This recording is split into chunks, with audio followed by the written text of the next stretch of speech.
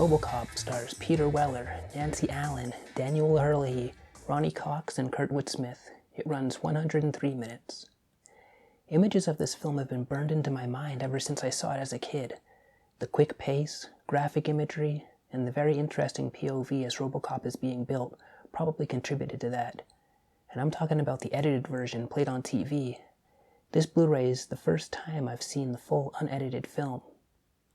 It starts like Teenage Mutant Ninja Turtles, on a news broadcast introducing the main bad guy. In this case, it's a crime lord cop killer, and we learn his latest victim is in the hospital fighting for his life. The news broadcasts look like they shot an old CRT TV playing the footage, and you get the feel that you are watching a broadcast meant for you, or you or someone in the film is watching a TV screen. That was a really good filming choice. As our main hero, Murphy, played by Peter Weller, reports for his first day at a rundown old Detroit precinct, we learn the cop mentioned on the news has died. The cops there are overrun and visibly struggling to cope with the amount of crime, and it shows. The precinct is always a madhouse, and there's a sense of hopelessness about it. Murphy then meets his new partner, Lewis, played by Nancy Allen, and they seem to make a good team right off the bat. I suppose they would have to, due to the fast-paced story. Not a bad thing, by the way.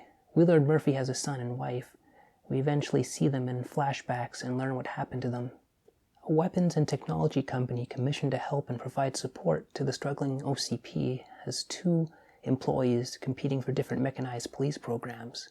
A large security robot named Ed 209 fails the test, while the Robocop program gets the go-ahead. Murphy and Lewis get a call and run into the main villain cop killer, Clarence Boddicker, played almost too well by Curtwood Smith, and his gang. They end up executing Murphy, who in turn is used for the newly implemented Robocop program. Murphy's death is completely gruesome and unsettling as these psychos laugh it up as they torture him and blow him to bits. As mentioned before, the pace of the movie is really fast. By the time Murphy meets Lewis, dies and becomes Robocop, we're 29 minutes in. But when Robocop shows up on the scene, there's a montage of him on patrol, responding to increasingly more dangerous situations, and of course he handles them all, and the precinct doesn't seem so chaotic. But he hasn't faced Clarence Boddicker and his gang yet. When Robocop starts having dreams about his family and his own murder, he goes on a vigilante hunt to find his killers and find out what happened to his family.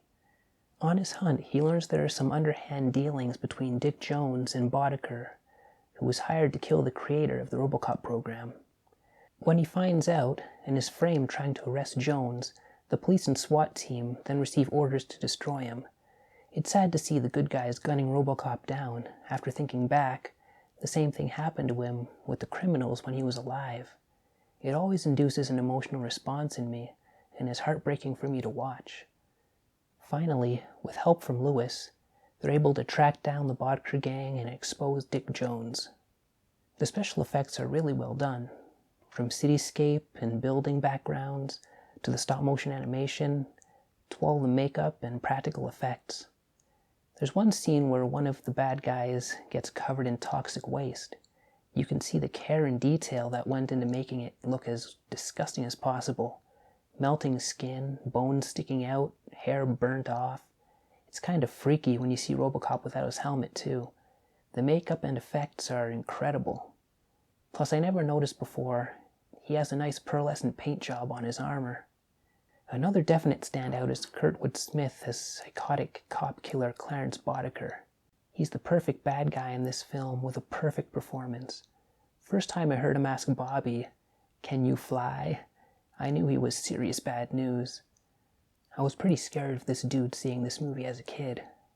The fake TV ads in between the news broadcasts come as a surprise and break up the film, making you forget about the dreaded storyline if only for a moment. And after you see one of the ads, that particular fake product is mentioned or showcased in the story in some way. It's really clever and funny. We'll see an ad for a luxury car. Then in a later scene, someone is holding a group hostage and yelling to the negotiator his demands, which includes a new car, and the negotiator will mention the car from the commercial. It adds some levity and clever humor to an otherwise serious, straightforward scene. and there seems to be a really popular show everyone in this movie likes to watch. I don't know why it keeps popping up, but the host, Bixby Snyder, played by S.D. Nemeth, is always surrounded by scantily clad women, and we always seem to show up when he's delivering his punchline. I'd buy that for $1. Also, it's always funny seeing Ed 209 trying to navigate those stairs. And another thing I noticed, here it looks like the S fell off the Shell gas station after it explodes. There was one time I noticed a string guiding a rocket Ed 209 fires at Robocop. I suppose that can be forgiven because practical effects in 1987, though it was disappointing to see. Another beef directed at a particular scene. While under surveillance at the precinct, Robocop has a dream and leaves suddenly, putting the OCP employees into a panic. He passes Lewis, who stops him to ask him if he remembers who he is. He tells her he has to leave and walks away. One of the OCP's suits runs up yelling at Lewis, "What did you say to him? You're in big trouble."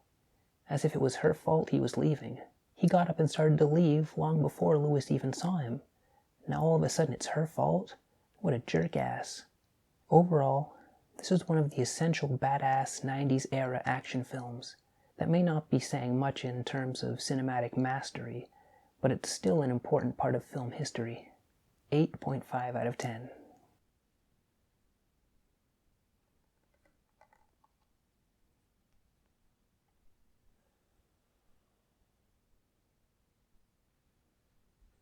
The future of law enforcement meets the ultimate high-definition experience. Newly remastered, unrated director's cut of Robocop on Blu-ray for spectacular image quality. When a good cop, Peter Weller, gets blown away by ruthless thugs, innovative scientists and doctors piece him back together as an unstoppable crime-fighting cyborg called Robocop. But while cleaning up the streets of violence-ravaged Detroit, Robocop is tormented by memories of his former life. Now he's out for more than justice. He wants revenge. All new Q&A with the filmmakers, plus Flesh and Steel, The Making of Robocop, talking with the director, producer, screenwriters, a Robocop expert, production designer, director of photography. Lots of great info on this one. This one particular special feature is 36 minutes long. Robocop, Creating a Legend. Basically a more recent making of featurette. With some repeated info. 1987 featurettes. Shooting Robocop and Making Robocop. A couple vintage behind the scenes. The Boardroom, storyboard with commentary by animator Phil Tippett. The stop-motion animator for Ed 209 explains his process. Deleted scenes. There are 4 deleted scenes. Villains of Old Detroit.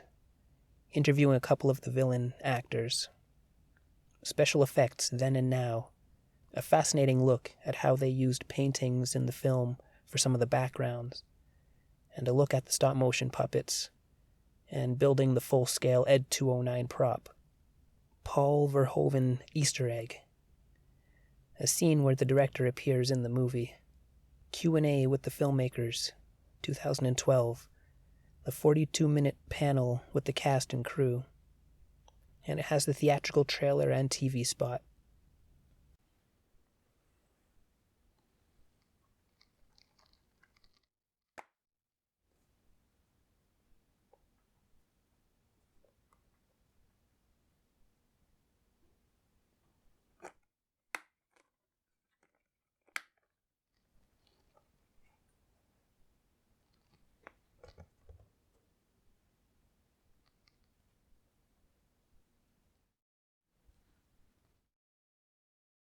Well, that's my take on Robocop.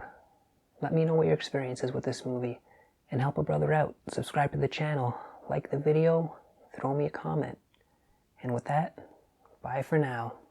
Take care, peace out, and cut.